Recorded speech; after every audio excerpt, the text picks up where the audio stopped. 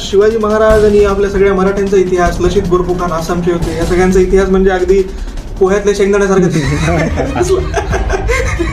यंगरट लेखणी काय प्रकार आहे? नमस्कार मित्रांनो, मी आहे प्रथम आणि प्रथम उवाच या यूट्यूब चॅनलवर आपल्या सर्वांचं स्वागत आहे.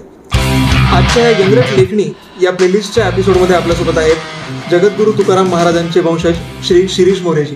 नमस्कार शिरीष. रामकृष्ण हरी. नमस्कार. शिरीषजी या ठिकाणी एक हरिभक्त परायण म्हणून आपल्यासोबत नाही आहेत, ते एक लेखक म्हणून आपल्यासोबत आले.